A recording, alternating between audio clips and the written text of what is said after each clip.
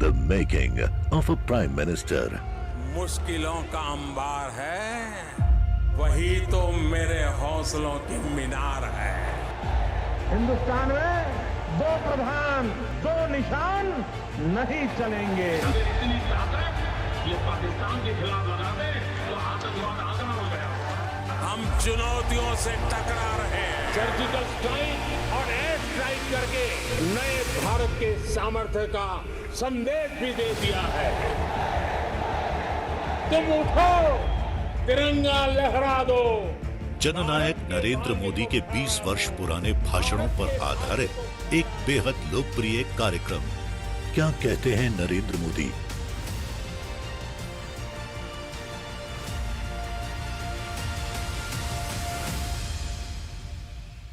नमस्कार, आपके साथ मैं हूं पूजा यादव। हमारे खास प्रोग्राम क्या कहते हैं नरेंद्र मोदी में आज आपको सुनवाएंगे पीएम मोदी का वो ऐतिहासिक भाषण जो उन्होंने 24 फरवरी 2018 में दमन में दिया।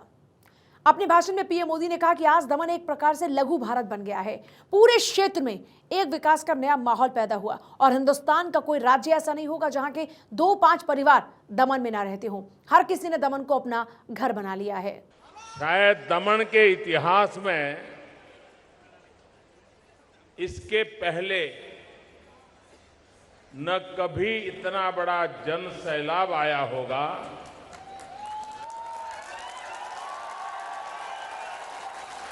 और न ही कभी दमन के दीव के विकास के लिए करीब 1000 करोड़ रुपयों की योजनाएं कभी लागू की गई होगी। वो शायद पहले कभी नहीं हुआ होगा।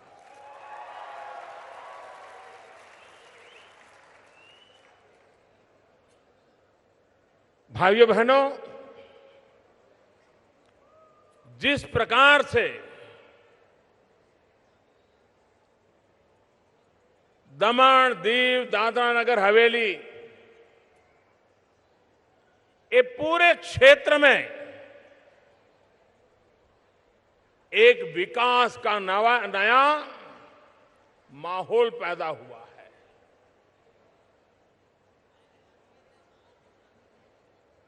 आज दमन एक प्रकार से लघु भारत बन गया है।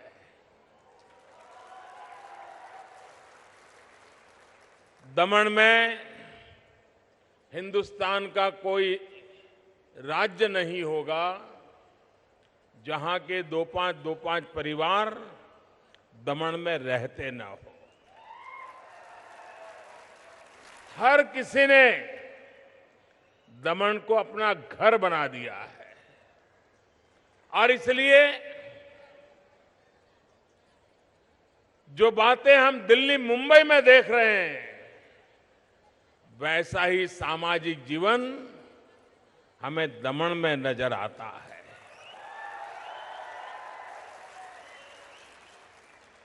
एक अपनापन, एक भाईचारा, अनेक भाषाओं में बोलने वाले लोगों का समूह। और आज जब मैं एयरपोर्ट से यहां आ रहा था, मैं पूरे रास्ते भर दोनों तरफ देख रहा था जैसे हिंदुस्तान का हर कोना उमंग और उत्साह से भरा हुआ है।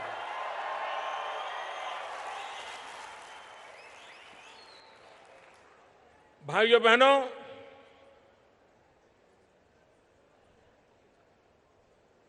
મને કહ્યું કે દમણમાં અને દમણના આખા વિસ્તારમાં, જિલ્લામાં જબરજસ્ત સફાઈ અભિયાન ચાલ્યું છે। એકદમ સફાઈ થઈ ગઈ। ચારે તરફથી કચરો ઉપડી ગયો।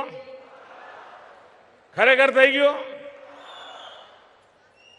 પહેલા કોઈ દી આટલું સાફ થયું હતું દમણ?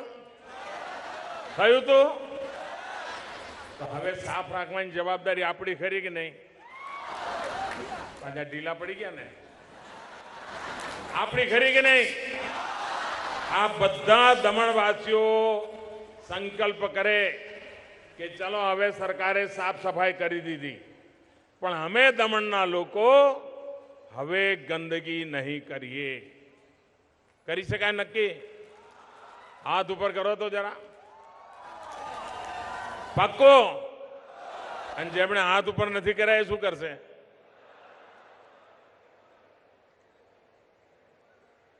दमन में इतनी स्वच्छता के प्रति जागरूकता और दमन में इतना बड़ा सफाई का अभियान, दमन एक प्रकार से टूरिस्ट डेस्टिनेशन बन गया है. और जब सफाई होती है तो लोगों को बाहर से आने का मन करता है.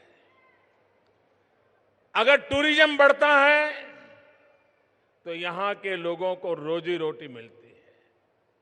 और आज दमन दीव से जुड़ गया है, हेलीकॉप्टर सेवा से जुड़ गया है. और इसलिए दक्षिण भारत की तरफ से जो यात्रा करने का आना चाहते होंगे, सोमनाथ जाना चाहते होंगे, गिर के सिंह देखना जाना चाहते होंगे, वो दमन आएंगे और हेलीकॉप्टर में चले जाएंगे. आप देखिए दमन का कितना विकास होगा.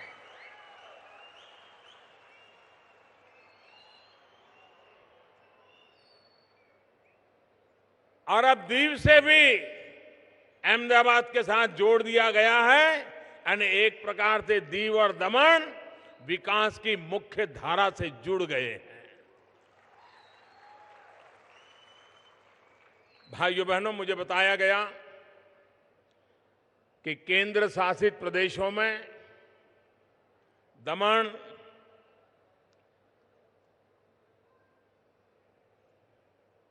ओडीएफ के रूप में अपने आप को सज्ज कर लिया है.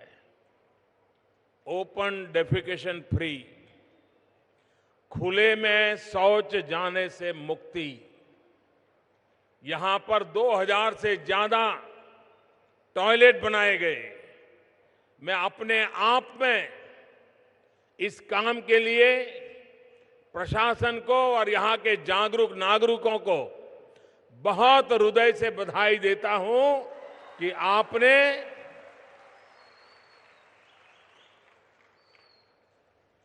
ये ओपन डेफिकेशन फ्री, सार्वजनिक स्थान पर शौच से मुक्ति,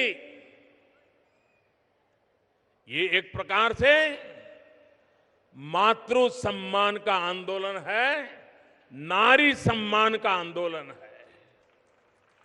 और मैं तो उत्तर प्रदेश जब गया था एक बार,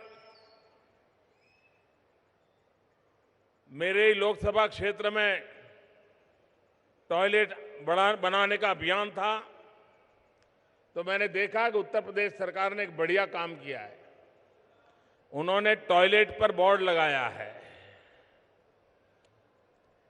और उसका नाम रखा है इज्जत घर. और हकीकत है, शौचालय ये इज्जत घर है. हमारी माताओं बहनों की इज्जत के लिए शौचालय का होना बहुत जरूरी है. तो आज आपने उस काम को भी कर दिया है.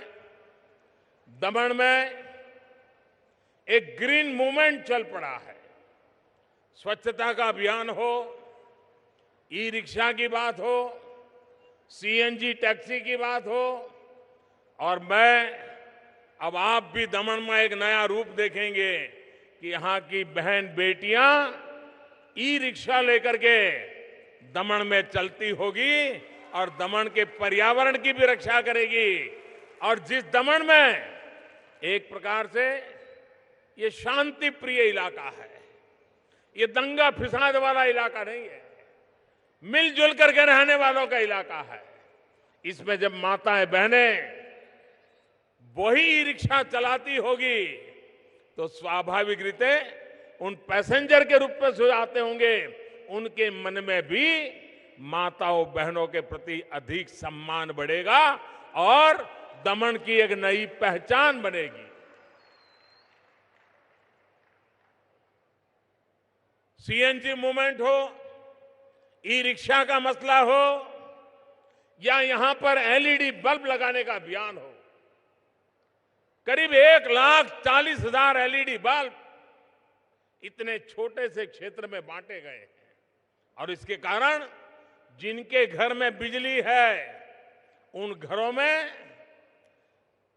बिजली के बिल में जो कमी आई है, बिजली के बिल के पैसे बचे हैं।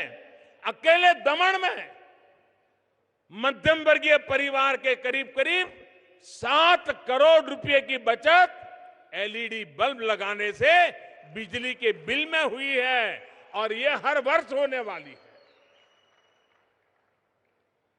मैं समझता हूं कि यहां दीर्घ दृष्टि से जो योजनाएं बनाई गई हैं, आज भी हमारे देश में कारखाने लगते हैं, लेकिन मजदूरों को उनके नसीब पर छोड़ दिया जाता है। वो कारखाने में आते हैं, काम करते हैं, लेकिन कहां रहते हैं, कहां खाते हैं, उनकी कोई डिग्निटी है कि नहीं, उस पर कोई ध्यान नहीं देता है। मैं श्रीमान प्रफुल्ल भाई पटेल को हृदयपूर्वक बहुत बहुत बधाई देता हूं कि दमन एक औद्योगिक नगरी है। देश भर के लोग मजदूरी के लिए यहां आते हैं और एक एक छोटे छोटे कमरे में 15-15, 20-20 लोग रहते हैं। वो जब नौकरी पे जाता है तो दूसरी टोली सो जाती है, वो नौकरी से वापस आता है, वो सो जाता है और पहले वाला नौकरी पे चला जाता है। सोने के लिए भी शिफ्ट सिस्टम चलता है।